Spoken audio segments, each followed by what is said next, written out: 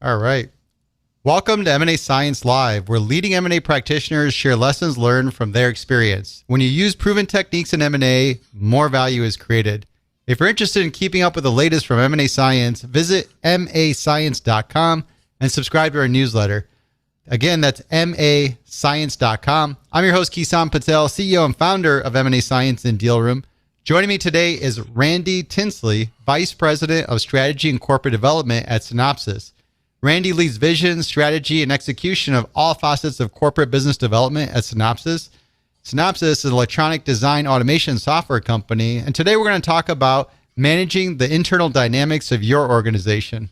How you doing today, Randy? I'm doing great, man. Thank you for having me. Hey, thanks for taking the time out of your day with me. Can we kick things off with a brief introduction on your M&A experience? Sure. I've been at this craft for about 34 years. Started life as a lawyer, saw the light, and transitioned out early on. I've done it at Intel, Amazon, and here at Synopsys for 17 years. I've had the good fortune of traveling the world, meeting folks, and buying companies of all sizes and types. It's a lot of fun. I really enjoy it. That's a pretty diverse background. I always find it interesting when you come from a legal background and get into corporate development because I think there's some added benefits of it. I don't know. Do Yes. you see the same thing? Oh, it's been invaluable. Understanding the process and flow, and invariably some of the biggest issues of protect indemnification and investors trying to look out to cover their rear ends a little bit. It helped a lot. I've had situations where these startup CEOs thinking they're all that, who say, "Hey, let's leave the lawyers out of this. It'll just be the two of us." And I just laugh and say, "Thank you very much." So the things that the lawyers jab about when it comes to risk in a deal, you sort of look at early and start addressing it sooner than later. Yeah, I know. You can sort of foresee it in the sort of informal discussions that happen leading up to a deal. You can sort of prepare the target company and the decision makers about what's to come, and start to orient the conversation in a much more constructive way, as opposed to surprising them at the end that they're going to be on the hook for everything for the rest of their life. Randy, you've been doing this for a while. What's the biggest challenge in your role? Uh, you know, the biggest challenge ultimately is aligning everybody to make smooth, efficient decisions. You can be a fun negotiator, you can do all these different things, but at the end of the day, if you can't make a decision, nothing gets done. And so, to me, I focus on how we make good, efficient decisions, so that we don't waste time and we get the best deal possible. Yeah, walk me through that a little bit because it is tough to get people thinking in the same direction. I'm Yeah. curious how you approach it. It's in a very highly collaborative, sort of open environment with a sense of urgency. These event-driven activities they're fascinating to watch people because everybody wants to get involved and have an opinion. So it's like, how do you get everybody's opinion without really necessarily having to do anything about it? It's let people speak, but not necessarily listen to exactly what they're saying. It's like at the end of the day, you have to move forward. But if people don't get to participate, then there are all sorts of challenges that happen later. So I'm hearing encouraging people's voices getting heard. Yeah, they absolutely. And let's face it, we're dealing with some usually high-powered individuals who think highly of their abilities, and they usually are justified in doing that. They have great experiences, and they want to add value. And having too many people wanting to add value can be a bit of a challenge at times. So that now you got a double-edged sword. You encourage the different Yeah, thoughts to be shared. Now, and how do you? that's the art of it all. It's like, hey, where in the process can I get your opinions and your perspectives, but yet still be efficient about moving along? And that's the art of managing the process. Well, let's back up a little bit to when you start assembling your team. Can you walk me through that? My team that I've been had great fortune and when I've been most successful have been folks that I've pulled usually from within the organization in various capacities. Very stereotypically finance, FP&A type folks who understand the business, who probably have an MBA, who probably have some sort of aspirations to do more. Those are very fertile ground. I've also had great success in pulling folks out of the HR organization when I've been more focused on the integration activities. Because the folks at HR tend to understand how a company's run in a very practical way. And frankly, where all the skeletons are buried, it's just where the hot buttons are. And that blend has usually been very effective in helping build effective M&A teams. And then when I'm talking about a team, I'm talking all the way from sourcing deals all the way through integration and that whole flow. But those folks have been really, really good at it. They just have to be great project managers. That's actually interesting. So you got one part where you're pulling in some various finance folks internally, Mhm. but then you got this other unique approach about pulling in the HR people, which I feel like sometimes they often get overlooked as a Yeah, resource. and there's obviously there's some unique individuals because of their backgrounds. Maybe they've been exposed to some different things. You'll be surprised when you start to dig deep in the background of some of these HR folks. And so it's getting that program management skills and blending it all together. And then I created an environment where I try to get everybody to learn how to do all facets of the transaction so that they are comfortable walking through all these processes and know what to expect when it's their time to step up. Let's talk about that. The whole training, onboarding, really setting them up for success. What does that look like? Well, for me, it's defining very quickly what their role is going to be, and you have to design it for success. So you know what they want to do and how they're going to do it. I say that's what I want you to focus on. But my expectation is that you're going to be involved in the whole deal flow, and you're going to attend the meetings. You're going to attend all of the discussions. You're going to have input, and I'm going to look to you to give me your advice and what you think might need to happen. And it takes time. It's not 6 months. It's years worth of doing that, and it may not ever get there. But it's the journey is what I'm trying to drive. And it makes, I think, frankly, the job a lot more interesting for these folks than just be pigeonholed into one narrow facet of the M&A flow. Is there any point where you sort of really try to understand what the person's goals are and maybe try to align that with their role or activities? I actually think that's like one of the very first things. Most of the folks who do want to get involved in corp dev are very career-oriented, driven people. They're not afraid to ask for more. And if you're not feeding them the meat constantly, they get upset and angry and they're frustrated. They want to do more, more, more, and more. So my goal as a manager is to keep them as busy as I possibly can, so that they feel like they're adding value and fully engaged. And that's the kind of person I want. I want someone who's completely fully engaged and driving me to give them more. And it's a magic challenge. There's no doubt, but it's a challenge that I want. So almost you're defining the role, but you're also identifying the strengths with your different team members and positioning them to play off of those strengths. Absolutely, absolutely. And it's all about setting them up for success and understanding what they want. Walk me through how you run your team. I'm very fortunate. The team's been together for a while now, so it gets to be real. It's nice and it's casual, but there's that underlying tension of we have deadlines. We need to get things done, I'm all about getting things done and not wasting time. And so and the team knows that, and so I sign each one of them their deals, or as they come along, and manage the workflow so that no one person's doing too many at the same time. And I turn them loose and they go. And we meet every week and talk constantly about what they're working on, but I want them to be front and center, and they know that as well. And so my job is to make them successful, get the deals done, make our group look great, and I'll be a happy person. If I don't have to do the deal myself, I'm okay. Huh.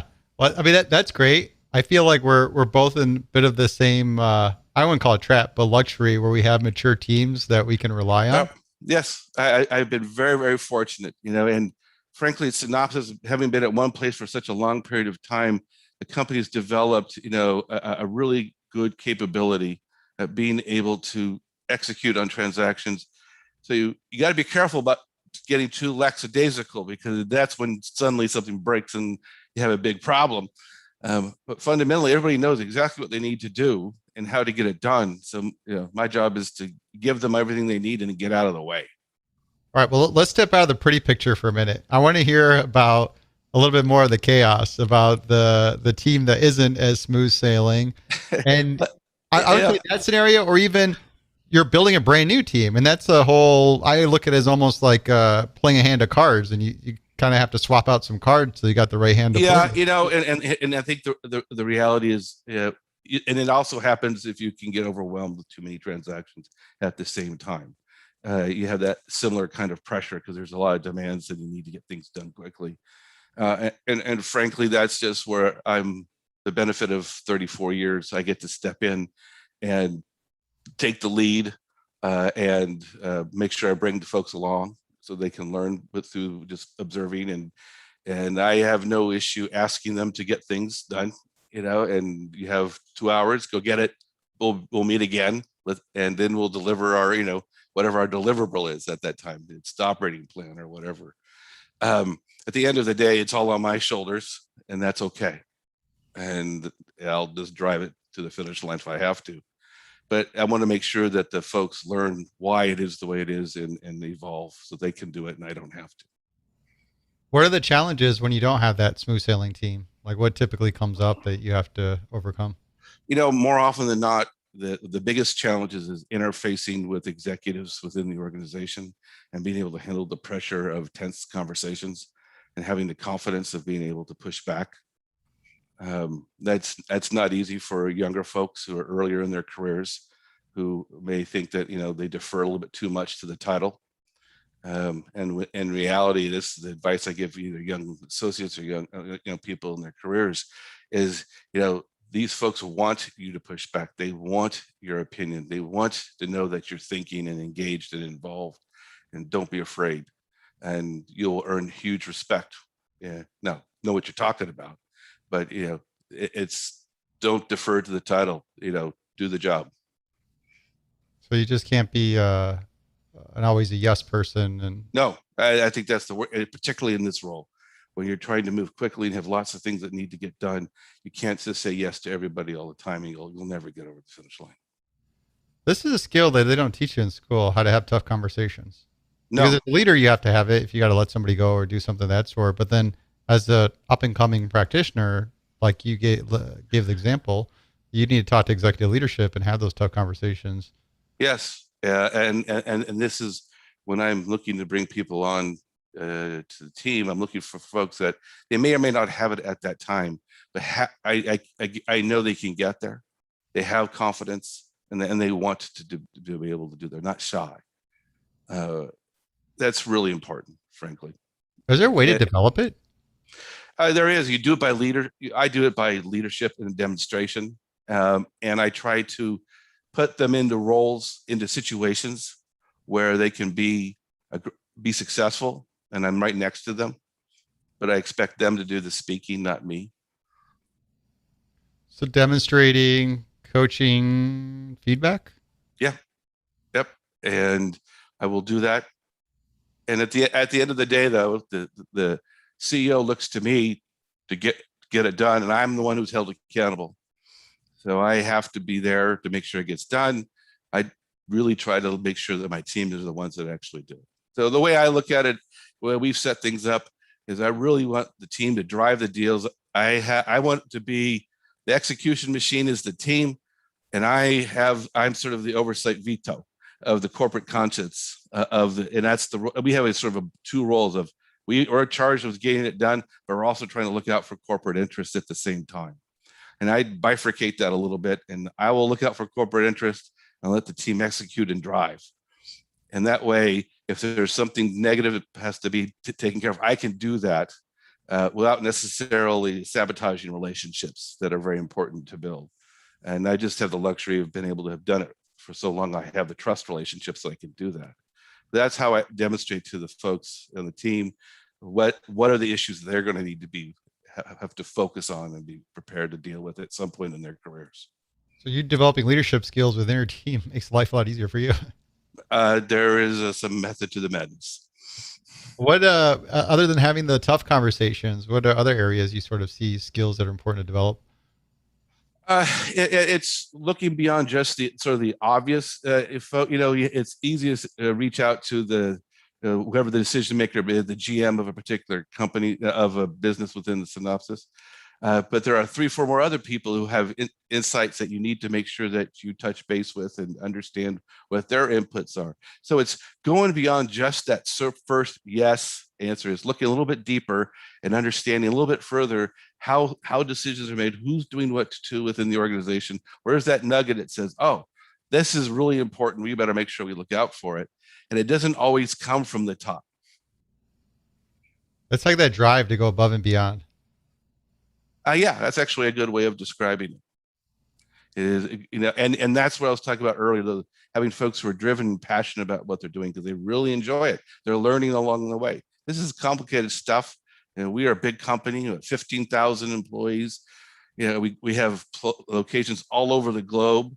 We're like the 15th largest software company in the world. I mean, there's so much to learn. And the science that we're doing is, subatomic stuff. It's not easy. And we're a super technical company.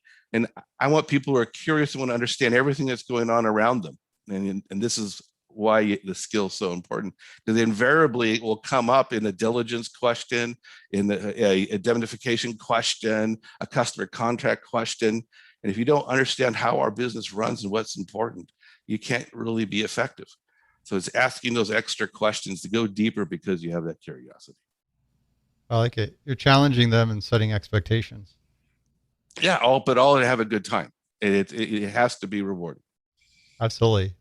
Any other areas to develop outside of interfacing with executives and having the actual drive? I think the other one is developing the professionalism of interacting with the outside world. So there's 2 completely different worlds. You have the internal machinations of how decisions get made and who cares what about whom and all that kind of stuff. And then you have interfacing with the outside world, the bankers, the lawyers, the accountants, the target companies, the founders, the investors, and being able to walk in both worlds is not an easy skill. Very true. Let's take those apart. What are the steps that you do to ensure you get internal alignment? Internal alignment, is all about process and transparency. And the very first step in our process is, once someone has a sort of a gleam in their eye that they might want to buy a company, that they need to grow inorganically, and they have a few ideas, we gather as a team, all of the decision makers, and we review why you want to do this. What's the strategic rationale? You really want to go spend X number of millions of dollars to go, buy your way in. Why don't you build it? What's going on? And this is a strategy meeting more than anything else. And we've talked, I laugh about it, but it's really about getting the hunting license, because I want to make sure, that means you're qualified.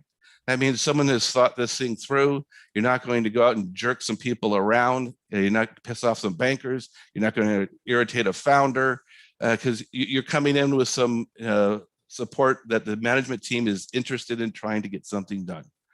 No false starts. That's like that's like one of the worst things you can do as a corporate acquirer, is start the engagement and go, oops, just kidding.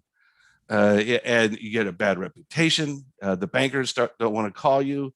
Founders, they talk amongst themselves in the industry. They know who the good acquirer is and who's not. And when you're backing out of deals anywhere, it's just not a good reputation, and it harms your ability to be an effective acquirer. So that's it. We call it a target company overview, silly name, but it really is a strategic alignment meeting where the key decision makers are briefed on the strategy, and these invariably are some of the richest conversations in the company, because you don't frequently have an opportunity to come together and talk about strategy around a concrete step that you're planning to take, but without having to make this big decision where to spend billions of dollars today. It's a much more inviting, warm, engaging kind of environment, and you just get to talk, and you have some data in front of you, but you learn and you refine your thinking in a way that isn't normally done. So these are great conversations to have. The CEOs love them. We have 2 CEOs. So they're very rewarding, and it's easy because it's not, at the end of the day, it's like, hey, this makes sense. Let's see if we can figure out something. So it's a low pressure, but highly important and step in the process of creating executive alignment so that you are now beginning the decision-making process with confidence. I like the phrase you use, hunting, getting a hunting license. Yeah. It sounds like that process is essentially stress testing that proposed deal against the strategy and really getting that Yes. buy-in from And others. it's amazing how these strategy can be a corporate strategy, or maybe it's the business unit's strategy for growth, whatever. It stress tests their strategies in a very concrete way because you want to take action on this right now. It's easy to talk in the abstract. Our strategy is to, dominate the market, okay. But when you say, I want to buy this company for this reason, suddenly it becomes real and the discussions become different and deeper. What's the process look like when you start continue and really look at selecting targets and those? Well, so we have a target in mind when we come to the table to discuss the strategy, so that we have a level of information, and sometimes we have a lot because bankers are representing them and running a process, so they've done some of the hard work already and have pulled information. But I try to keep financial information as much as possible out of these strategy discussions because you can quickly go down a rat hole and focus on those numbers and not be able to have that rich strategic discussion. But invariably, some of it comes up. But that period after we have our license, we engage with the target with confidence, and now we can start to ask questions, and get the NDAs in place. I'd like to have those after we've had this meeting so that I don't waste, again, people's time. And we start to pull information that we can, the financial information, the market information, get to know the founders, the leaders a little better. Our team is actively involved now and is driving the process. The technology evaluations begin. That's all because we know we have the support of the management team to start this process. And then we'll come back once we are, if we like what we see, if the sponsor of the deal within the company wants to move forward, we will come back to that same team that we met with earlier. And that same team are our CEOs, our CFO, and our COO. I mean, it's the top 4 decision makers in the company. We come back with a sort of a straw man operating financial plan of what we think we can do with it. With some of the information we've learned about the customers, the technology, all and affirming a lot of the assumptions that we might have made earlier. And we'll come back and say, based on all this, we think the price is in this range. This is what it makes sense. We'd like to get the okay to negotiate a term sheet consistent with something in this price range. And that's the financial discussion that I think probably every corporate acquirer has somewhere in their process. And that's when we have it. And with the goal of getting the okay to issue a term sheet with a valuation that has been established in that meeting. And those are tough, and they're supposed to be tough, and they should be tough meetings because they're very, very, very concrete. And we're getting ready to engage. And my philosophy is, if I'm going to make an offer, I do it with the expectation I'm buying it on that day. I don't want to have to say, well, I just want to keep looking for a little while longer and just sort of guess. I want to make that decision that day, and then I will do my diligence to see if I made the right decision. What kind of conflicts or disagreements come up? Oh, all the time it comes up. It's the valuation is always a big one. Everybody has different views of what something is worth and how to go about it, and that we go round and round on that. We'll pick apart the operating plan because we're very focused right now on driving a profitability profile for our company. And so we'll spend a tremendous amount of time looking at those numbers and trying to understand how is this going to affect our corporate goals and objectives when it comes to financial metrics. I get a lot of that. And then there's a tremendous amount of discussion on what's the go-to-market strategies, how does this work with what we want to do and where we're headed. So rich discussions and always run out of time. To get this right, in the beginning, when you start having the early conversation on the deal, you mentioned you downplay the financials. It's not as big of an emphasis. It's more, does this deal really make sense, and sort of pushing around the angles with the strategy. It doesn't seem like it's till later on when you start going through some levels of diligence. And can you give me an idea of like when that is? Still pre-LOI, but we're starting to get more serious about it? No, so it's pre-LOI. We're getting very serious about it, and we're now asking for the detailed financial information from the target. They're 5 years historical, whatever their projections, usually outrageously optimistic. And we are picking them apart and then doing our own analysis, what it looks like, what our company can do. And so we build out a 3-year plan. Actually, it's 5, but 3 to 5 year plan uh, during this period between the strategy gather meeting, the hunting license issuance, and the term sheet approval meeting. We are building a full-on P&L for the target company as it would look operating under Synopsys. I, And that's a fair amount of work. And that's all because the second step in our process is very financially driven by design. yeah, I like that because then you're putting more weight purely on the strategy part. And I don't know about, I'm sure others are like me. I just jump right into the numbers and start modeling things No, out. there's some people who just love strategy and only strategy, and there are people who just got to have the numbers. And it's very difficult to put those together in one single effective meeting because there's too many opportunities to rat hole go off in directions and you lose sight of what you're trying to accomplish. So we've effectively divided it into two. Do the Okay. strategy first, come back, do the 5-minute review of the strategy, but everybody should already know it and why we're trying to do it. And then if our diligence during this period comes up with the different conclusions, then we'll bring those to the party, right? We'll talk about it right then and there. But the bulk of that discussion is financial, and it's going through the number, it's going through the assumptions, and of course, you use your strategy of why this makes sense, but it really is a financial discussion at this period. I like that. It makes a lot of sense to really split those things up and really get the attention and focus in the Yeah. areas that need to happen.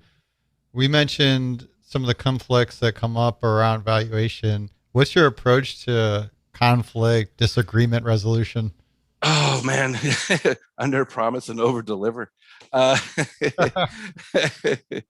no, it's this is invariably it's some folks fall in love with the technology and want to do the deal. Others are much more financially constrained. They don't see that, they don't fall in love. They're looking at the numbers. And how do you strike this balance? And boy, sometimes it's easy, and sometimes you don't get there. Uh, and sometimes we only feel comfortable going to a certain level, and that's just not going to get the deal done. And that's how it is. And there's no magic bullet here. This is just a little bit of, I tell the GMs in our company who are trying, we have a very strong sort of cultural thing that every deal needs a champion, and they need to come from within the business units. Very few top-down driven transactions. And I love this because it means I have people who are passionate about a deal. They own it, they're going to operate it, and they really want it. And I think it gives it the highest chance for success. And if the GM is not pounding the table, say, I have to have this, it can get very hard to get a deal through. So when that tough moment comes and you need an extra 20 million in order to justify the deal, and the GM is not pounding it, then that probably doesn't happen. If the GM's pounding the table, he'll get 30, because he's so passionate, or she is so passionate about it. And that is how I think at the end of the day, someone who's putting their neck on the line, who really believes, usually gets it over the finish line. Hmm. So if you got a really confident, compelling, driven champion behind the Yep. deal, that is a critical component. It Great. makes it easier. It really, really does. What about the size of the deal? Does that make a difference where maybe you got some various views on doing the deal, not doing the deal, but then you have this other point of, hey, it's $1 billion deal. We're really looking at the risk in this way versus it's a $10 million deal. Let's go ahead. Does that sort of shift between deal size? We're really in flux a little bit on deal size and how that works within the company. We do deals of all sizes, and the smaller deals are hard to do. It almost doesn't matter how many zeros there are behind the first number in the purchase price, because they're the same issues. In a software company that's only doing a couple million in revenue and you acquire it, you have the same risk and liability exposure issues. If you're going to incorporate their technology into our core products and we're going to start selling it, We have this huge, we still have IP liability all over the place, and it doesn't matter how much you paid for the company. So you have to do a certain level of diligence no matter what. You have to protect yourself to a certain degree in the documents no matter what. So these smaller deals are just almost as hard to do as the big ones, except there's no materiality threshold. So when an issue comes up, you can say, "Oh, it's only a couple $1 million out of a billion. It's okay." But when it's a couple $1 million out of a $5 million deal, that's huge. So you can't just brush things under the carpet away because of a materiality threshold. And you have to, so you end up negotiating everything to the nth degree because everything matters. And it's hard not, and we are very analytical, we're very focused, and we're very disciplined. So it's very hard to pull back and say, don't worry about all this stuff. And so we're trying to develop a competency around focusing on only the most critical things that matter in these smaller transactions, so we can be much more efficient and take a little more risk. And it's okay. And we're a big company, we can survive it. Nothing's going to take us down. So it's okay. But it's not in our DNA. We are evolving. So it's a very complex question. So the smaller little deals are hard to do, but they are also easy to do. And just tuck them in and get them done, move on. It's 5 people, and away you go. The $1 billion deals get all the attention in the world because they're material. But guess how many professionals are involved? You got all the bankers and multiple lawyers. There are many, many, many more people involved to help drive this and to make you feel better about your decision. So yeah, we did all the diligence in the world, and at the end of the day, the strategy will carry it and you'll get it done. It's the in-between ones that could be really tough. It's the 200 million to 100 million. Those are big, but they're not so big. And those are challenged. You're speaking from a lot of maturity and experience. And I got the bruises to show. And the reason I asked, because my initial impression is smaller deal, less risk, bigger deal, more at stake. But I like your view at that. Hey, there actually is a lot more risk than you think on these smaller deals. Yes, that's right. Do you think that's really evolved with this pure volume and maturity of the corp dev function itself? That if it was sort of take this back, and this is maybe deal 1 or 2 that you're pursuing in a brand new corp dev function, is that maybe the outlook that you have is with that sort of initial thought that, hey, smaller deals, and then you sort of learn it as you go. And and so smaller, if it's a company is evolving their M&A capability, just fooling around, just getting started. Starting those small deals are great because you can make all these mistakes and you're not betting the company, right, on the purchase price of yours. You could still trip up and give away all the IP by accident, but you could stub your toes. You can make some mistakes on the smaller ones, but once you start getting very efficient at it and you understand all these concerns, it's hard to go back and do that. Sort of unlearn some of the things that you did. Don't worry about that. So I have spent the last 3 or 4 years really trying to drive our team to only focus on the things that really, really matter on these smaller transactions. And we're getting better and getting better. But the legal bills are still too high. Well, there's so many attorneys on these little companies. And I'm free when it comes to it. What were some of the big lessons learned as you went through the experience of doing these deals? And like you take note of, there's essential learning curve that's just hard to avoid. But I'm curious, what were some of the things that stuck out that, not going to do that again? Yeah, not going to do that again. I tell you, the curve, I guess the first thing is a continuous learning curve. I've done, and you would think after X number of deals, okay, I got it. And dang, the next one comes along and you've never seen that before, and how do you handle that? And particularly when you start crossing, I'll say bodies of water. I have this little saying is that for like every mile of water you cross, the complexity of deal that goes up by 2. So by the time you get to the UK, man, these things are really complex. Or if you go over the Pacific, it gets really complex. So when you go international, it gets so much more challenging because you think you know it, but it's very different. And it starts. I mean, it literally is everything. The investors in companies have completely different rules they operate by in Europe than they do in the US. But I mean, they're all after the same thing, making some money, but the rules that they have to operate under are very different. And the laws are different. And we battle whose law is going to control. Is it US law, or is it UK law, or Romanian law? And don't even get me started on the internal conflict within the company about, is that something we can even think about doing? Because the legal group is going to say, no, it has to be US law. That's the only one we know. So we have that battle. So there's no easy answer to your question, Keithan, about what sort of, every deal has its own dynamic, and it's just, okay, let's put it away. I learned that. I learned, about, I didn't know it was even possible. We were doing a transaction in, I think it was Portugal, and I didn't know it was possible that when you buy a building, you have to ask to see if the land comes with it or not. Fixtures, the law of fixtures, the building's on the land. Of course you get it. Wrong answer. You can divide those there. So if you buy the building, it doesn't mean you get the land. Wow. And we learned the hard way because we got the building, and then we had to go back and get the land. So the biggest lesson is have a huge appetite to learn, because you have to be open and ready and expect it. And it's a challenge. And I tell the CEOs of these companies when we get started, especially the younger ones, I look at them, I say, hey, we know what we're doing. We've done this before. And I promise you, we'll make a mistake along the way. We're going to piss you off. It's not intentional. Just call me and we'll talk about it and everything will be fine. But we will do it. I promise you that.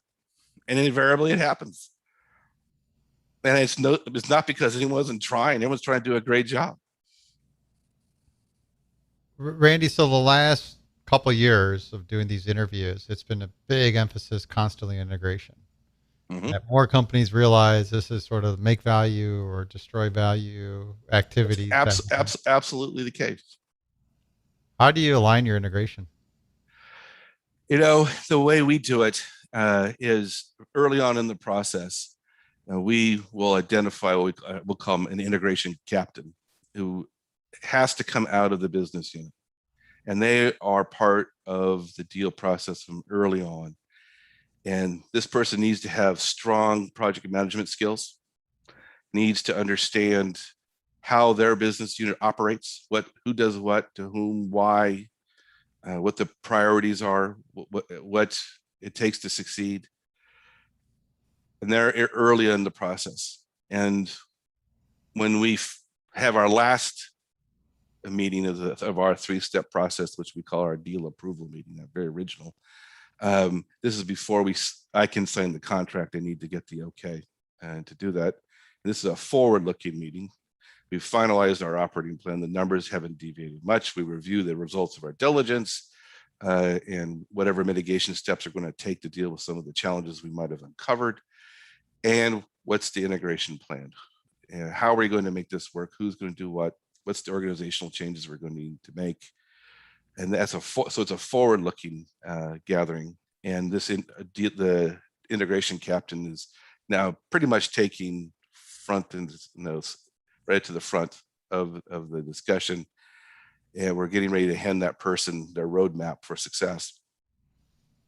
And then they run it. That's their job.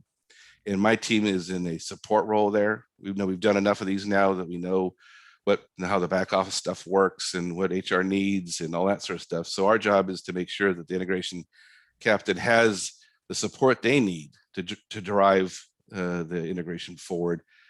And all the infrastructure groups look to us to help represent them in that process, and we can do that. But the value is created within the business unit, and where the R&D is going to happen and the product integration is going to happen. And that's where the focus needs to be. Okay, and so we got to identify our integration captain, and this person should have some project management skills, ideally come from the business where they really know the ins and out of the business, how it's wired together, and how the incoming business is going to get tacked in there. And then it sounds like you're creating a tentative plan early, essentially before you sign, that you have a rough outline of what the integration should be like, and then they essentially take that over What happens from there? How are they involved during your actual confirmatory diligence through close? So they're it. No, they are. We have weekly diligence meetings, sometimes twice a week, when a deal's in flight, and they're attending those meetings because that's where they're learning and hearing about what's going on. Who's doing what are the challenges, how things are working at the target company, and the formation of that integration plan is happening during this period. So that when we sign and close, it's off to the races. But it's no big surprise. They've been effectively doing it. We've been having integration informal or formal discussions with the target company all along. And sometimes I actually have to say, guys, slow down on the integration. I got to get the deal done first, because they're anxious to get engaged. And that's literally just happened on the one we're working on at the moment. So they're anxious to get engaged, involved, and start running with it and creating value. You immerse them in diligence. Yep, that's exactly right. You mentioned to me before that you track your deals 3 years out post close. Yes, How we do you do do. that? So as part of our deal approval, we set up part of that. The deck has what we call success metrics, and that we identify for that each and individual deal. And then on a quarterly basis, I track all deals that are still within the 3 years of close. And I have a template that we've created that has all the financial information of how the revenue and the orders numbers are. They meeting the 3-year plan that we use to justify the deal, and what the success metrics are. I score it with some input from the business unit, but it's intended to be an objective look. I don't have a stake necessarily in the outcome of I'm not measured by how deals perform post close. So I can give it an objective view of what I think is how it's doing.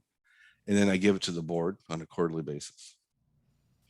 And they invariably will ask me questions about one little deal that happened 2 years ago. Why is it deviating from this or that? And so that's when I get my rear end of the sling. So I actually feel like I own all of them because I'm the one that ultimately it seems to have to answer for the years after they close. Is there like a giant scoreboard in the boardroom that sort of maps all this and tracks it? There's a giant scoreboard that goes with the every quarterly package I send out with the board. I have a scoring of all the ones that are actively tracked. Wow. So that's got to be a pretty sizable list of Yeah, companies. but these are all within 3 years. After 3, they come off the board. Although I always give them the list of all the deals that we've closed in the history of the company. So that's really interesting that you would track them that way. Um, what I guess going from the sort of measuring the success and how you get measured with those companies. When we go back to the whole team aspects, mm-hmm. How are you managing the internal dynamics in your organization? The way I like to do it is I like to give every individual in my team. So I have a three professionals who work for me, and I have managed the pipeline with all the things that we're looking at, and I'm very careful about assigning each deal to each individual based on the pipeline and making sure they're not overworked or underworked. To our earlier conversation, and I manage it that way on a deal by deal basis. I work with each individual to keep them fully engaged in what's going on, and they ultimately develop their relationships with the various influential folks within the company. But I manage them through each deal and how they get assigned. And I try to give them a breadth, but they develop areas of competence within a particular business segment. I'm going to exploit that to the max. It's a lot of resource management, essentially. Yeah, it really is. But because all of them take great satisfaction in getting something over the finish line. I mean, there's this adrenaline rush associated with doing these transactions. M&A is sexy. It's fun. It's exciting. It's finite. Start and a finish, and there's a lot of attention and focus. There's a lot of notoriety that is put on it. Gets press, and these are all these intangibles that drive these folks to keep working harder and harder. And I want to make sure they get the credit for that, and so I give them the ownership of it. You mentioned hiring internally a lot of times from finance, HR. Mm-hmm. Is that sort of people seek it out? They're reaching out to you saying, "Hey, Randy, I want to get in the M&A team," or are you Yeah, tapping people? it's not hard to fill the role. It really isn't. We have that good fortune of we can be relatively selective because of that. It's unique, and I tell anyone this: I have the greatest job in the world. I get to see what happens at the all over the company. In order to be effective, if you really think about it, I'm buying a company. I got to map it onto my company. So in order to do that effectively, I got to know what my company is doing, which means I get insight into everything that's going on, but none of the responsibility of running it all. Right. And it is so fast. There's so much to learn and opportunities to see these things. And working with smaller, companies, and I got to look at, okay, now I got to understand that company completely in order to map it to this company so that we can be, have success. And this is why this role is so cool. And so if I'm not taking from internally, I will grab people who've been doing corporate development, inside another active strategic acquirer, because they understand these issues. And we have our way of doing it, and they'll figure it out soon enough. But the folks that have done it for a couple of years somewhere, that they can easily slot in and be effective. So I take it if you bring an external person in, then your focus shifts less about teaching them M&A, more about teaching them the business. Yes, our process, who the key people are to get to know and understand the company. Because I hire somebody who should already have the skills. So now I'm trying to make sure they fit culturally and learn the business to be successful. What's a good way of doing that? Do you give them a list of product people to go talk to? How do they? The good way to do it is I give them, say, here are the GMs. I'm going to introduce you to all of them. And here's a deal. I'll sit next to you. So let's go. Or I'll take one of the other team members and say, hey, would you work with this new person and coach them up, mentor them? And that's yet another fun thing that folks like to be. Hey, I'm a mentor. I enjoy that opportunity to teach and lead and demonstrate. And if they don't like that, then they're not on the team. I mean, because that's really what we're all about. So I remember what I wanted to ask you earlier around some success metrics, right? Because I'm imagining that scoreboard in the quarterly reports with all these companies you're tracking. Is that fable 70% fail rate a real thing? Well, if other people are experiencing it, that's unfortunate. We have, we don't, not all of ours work great, but we've been pretty successful at what we do, and I think we're a much higher rate than that. We've had failures, and the failures are usually not a surprise because they're a bit of a flyer, and maybe it's new technology that hasn't necessarily hit the market. It's not necessarily mature, but it could be really great. And you bring it in, and 2 years later, it wasn't, and that's okay, because we didn't beat our numbers. We didn't have a product hit the market when we thought it was going to hit the market. But what happens is some really smart people come over. We take their DNA. It's infused into the company, and somehow it lives on and adds value 5 years down the line. You just can't measure it. And it's also, we're a bit unique in the kind of product and technology we have, and the relationship we have with the customers. We offer a full flow of tools and the chip design activity. And so it's easy enough to integrate the technology and the people in a way that's not necessarily visible. And that way it disseminates out through the rest of the company in effect.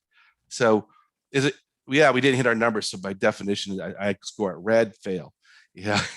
That's where it gets confusing, where I feel like this definition of success and failure is pretty ambiguous. It's very dependent on your definition. It is. It really is.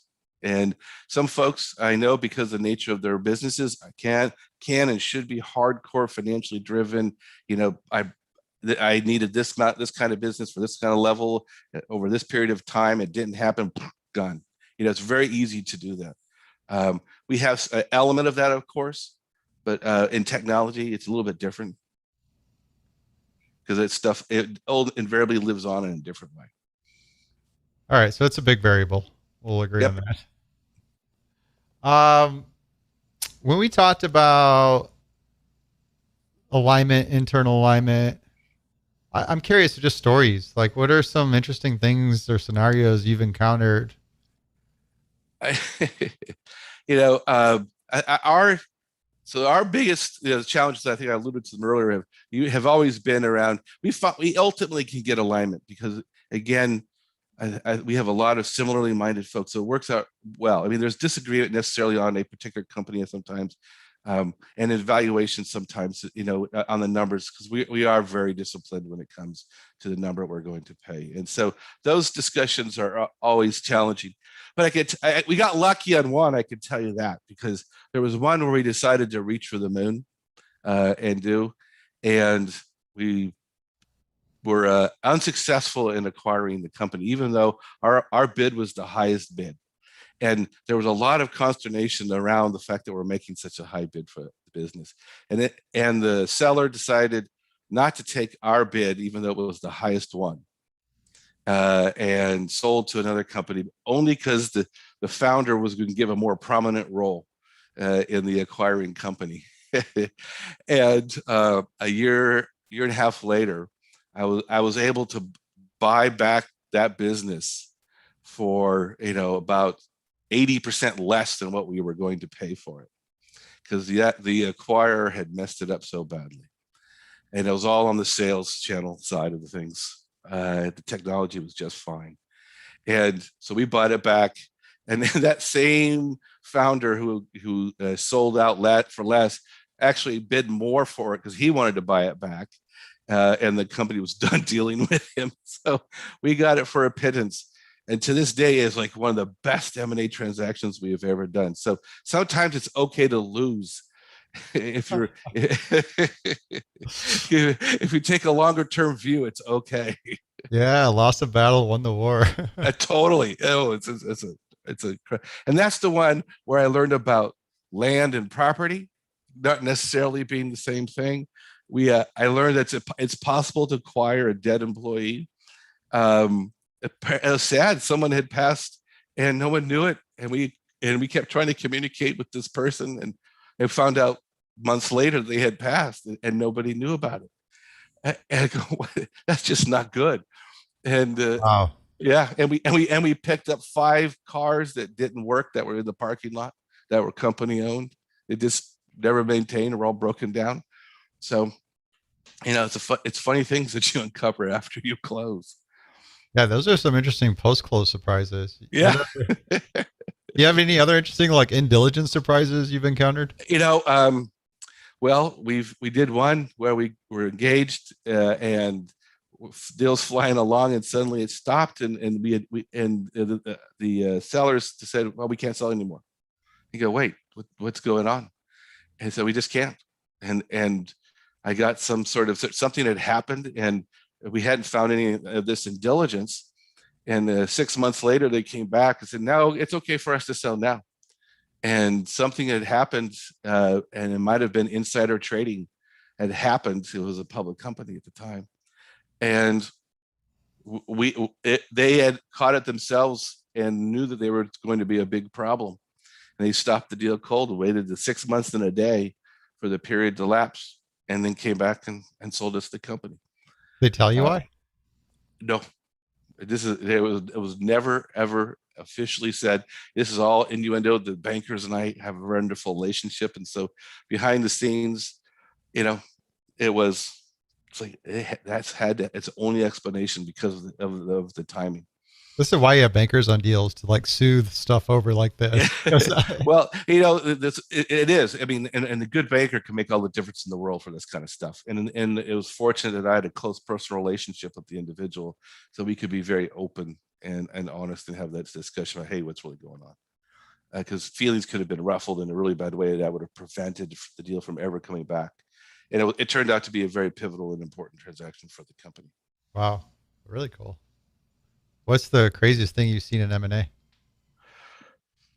Oh, these are a couple of them right now, actually. Yeah, I know. I want to turn it up to get the real Turn crazy it stuff. up. Well, I tell you, I don't know if it's crazy. We tried to buy another one where the market ran as we already had negotiated the deal, and the price was set, and we were ready to sign documents, and the target company had a board meeting and said, sorry, we can't sell to you. I go, wait, talk to you. Our price is running up because we're doing so well. I go, well, it's no surprise. We all knew this was the case. It's too bad. And so we had, again, we're persistent. We waited 6 months, and we ended up biting the bullet and acquiring them for a little bit more, but not as much as they wanted. That turned out to be very, I guess the moral of the story for us is, be persistent and patient all at the same time. It's tough when the price goes up like that. I've worked on those deals. It's hard. It's not easy. And so, a lot of M&A professionals have had to deal with that. And I really applaud our team for being so disciplined. But we also made the right decision by coming back and buying a little bit later. It's tough. I remember banking deals like that, and you just at the client like, why didn't you just tell me this earlier? This would have been from my perspective, we saw all the numbers. We'd already seen them all, and it's like, and then that's when people start looking at each other. Go, are you doing this on purpose? And what are you saying to the market, and why are you saying it? And it's, oh man, you go down that path. That's not good. Other countries that do that culturally, that I feel like there's got to be some European countries where, yep, you don't want to think that, but yeah, you got to wonder. We don't specify which ones, but there's got to be some just culturally where you do that. It's frustrating. I even work on some partnership terms. It gets challenging too. Yep, absolutely. Anything else crazier than that? No, you got me. Just because you're recorded and you're in a public company traded, everything you say is, recorded and could possibly show up on an earnings call. It doesn't. Randy, thank you so much for your time today. I really enjoyed our conversation. Yeah, thank you. It was my pleasure. Well, cheers, and till next time. Here's to the deal. Here's the deal, my friend.